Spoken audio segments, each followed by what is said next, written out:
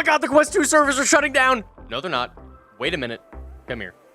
Wait, no, that's too close. If you're worried about the Quest 2 and how long this thing is actually going to last before it gets fully shut down, I'm here to tell you exactly what we know so far. Just like how I predicted in one of my other videos on my main channel, the Quest 2 officially got discontinued for manufacturing as of last year. So in case you weren't made aware, you couldn't actually buy a brand new Quest 2 for the past 9 months, and this little guy here replaced it as its budget headset. The Quest 2 is going to continue to receive regular feature updates until December of 2026. But on December of 2027, it is going to stop receiving critical system updates. But that doesn't mean that it's just going to shut down right then and there. I assume with all of you having a VR headset that most people are familiar with having your own phone. And you know how this thing starts to act up whenever you neglect the system updates, or if you actually hold on to an old phone longer past when you intended and you stop getting those updates. Things start to get a little glitchy, your application may not update the same way that other people's do, and sometimes things just entirely crash. So past December of 2027, you will still be able to use the headset, however, you may start to experience bugs more and more over time as you continue to use it. And I'm predicting that this thing is probably going to stop working with most games that are even Quest 2 compatible, probably midway through 2028.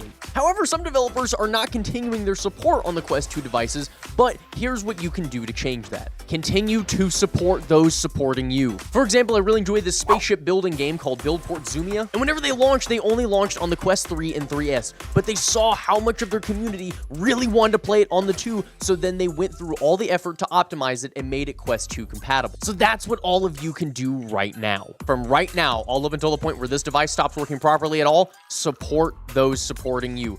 Go try to buy the games if you can. If you can't, go support them on social media by following them. Show these VR developers that them developing on Quest 2 is not dead and that you will support their dreams.